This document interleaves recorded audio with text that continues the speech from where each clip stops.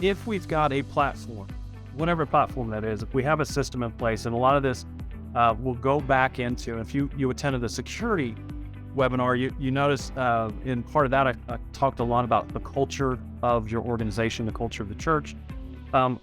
Communication issues, a lot of that will stem from your culture. So it's a lot of times a culture change to find something that you can all use together to mitigate this poor communication, or at least have the same page.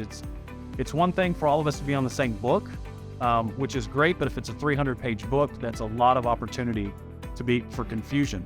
Our goal is to be on the same book, but not only same book, the same page, not only same page, the same paragraph, and not only the same paragraph, the same word at the same time. That's what we're trying to eliminate. So we need something that we can all point to that is not subjected to the mind of a person, right? Because I'll forget things. If it's not written down, if it's not scheduled, I'll forget it. My wife and I, we even have a shared calendar that we stock and we put even our work stuff so that we understand and have a better idea of what's going, because we've had too many instances where, I didn't realize you were going to be gone, or I didn't realize you had that. Certain things that we do in our jobs truly should and could be automated. If it's something that is recurring, always has to be done, there's probably a way to automate it. And if we can automate it, then we can reduce the potential for bio-based mistakes. That's one of my favorite phrases, bio-based mistakes. Okay, that means humans. We mess up. So whatever we can automate, whatever we can get a system to do, as long as we have good data that created that system, as long as we have a good understanding from our team and that communication again of what needs to be automated, how it can be automated, then that can save us. We don't have to talk about it if it happens all the time. And then when we've got systems working for us, we can have those systems communicate issues to all of the relevant parties at the same time. You've all played the telephone game, right?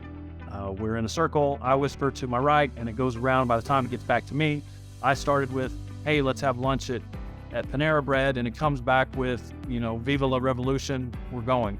How to go from Panera Bread to Revolution, I don't know, but that's what happens when it passes through multiple people. But if it goes through a data system that's simply collecting data and regurgitating it back out, typically it's not going to change that data. This is what came in, this is what came out.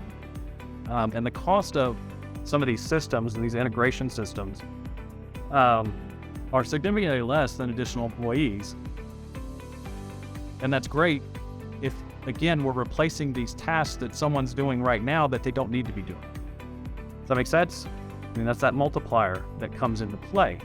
If I can get a system, some sort of electronic computer-based something that can do the mundane, tedious, always occurring tasks for me, I don't have to have somebody else do it.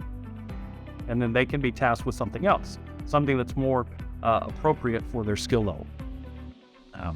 And then that removes that layer of potential miscommunication for the data that I need constantly, like what was the temperature in here? What was this system doing? Did this system turn on? And we go through there.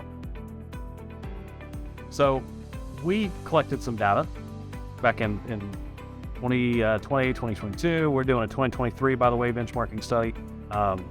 Email me if you want to sign up to be on the early receipt list for the survey. Some of you already have. But what's the real numbers for the church? Because that's what it comes down to. We could have a philosophical discussion, but we need some hard data, right? If we use a dedicated event scheduling system like eSpace, hey, shameless plug for our software, you could save your team about 3 hours per person. Okay. Facility staff, if we assume an $18 an hour rate, $2,800 annually per person. If you have 3 people, it's $8,000. You add some integration like Cool Space, you could save additional 3 hours. If you even only have one person, by having a system that takes care of stuff, you could save about $5,600 a year. If you got one FTE, and you redeem those hours and that money, 37 grand is 15% more time to your single person. And that's that 1 per 35,000 square foot. That savings, if we add it to that 1 per 35, we could almost say 1 per 40,000 square foot. Now we can be a little bit more efficient, right? If we can get things that automate and reduce this lost time through poor communication. Again, so if I can set up, again, real world example, if I can look ahead to a calendar, see exactly what's scheduled in the building, I don't let last minute reservations occur, and I require the individuals to be very explicit in their setup needs. If I look ahead and I've got a bunch of people here on Tuesday or a volunteer, they can now set up and knock out, they're here on Tuesday, they're knocking out Thursday, Friday, and Saturday setups for me. And it's done because the communication was there. I knew exactly what needed to happen. I knew what they needed. They were able to tell me everything we need. So we now have an agreement and understanding that's in a neutral party resource. So that helps avoid that miscommunication. And if we do have to have some communication, the system allows us to have those conversations within it so that we can track any changes, requests, anything like that. So again, it's not, well, I told somebody on your staff, I used to hear this a lot. Well, I talked to one of your team and they said they'd do it. Who did you talk to? I don't know. Well, I didn't hire anybody called I don't know. So I'm not sure who you talked to. And so holding my team accountable to information that was shared supposedly by somebody to them doesn't make sense. And so now I've got angry people here, I've got frustrated people on my team. Now I'm spending an hour or two calming everybody down. And again, that's that wasted time, that's the actual cost. Is an hour of your time, is it worth it? Or is it worth it to actually spend an hour or two of your time to calm people down when it should have been, here's the change that I want, okay, great, you're done. So we could add and reduce our FTE shortfalls by 468 hours using 3 people if we're integrating on teams and getting stuff back. And so we're adding about 156 hours of additional capacity.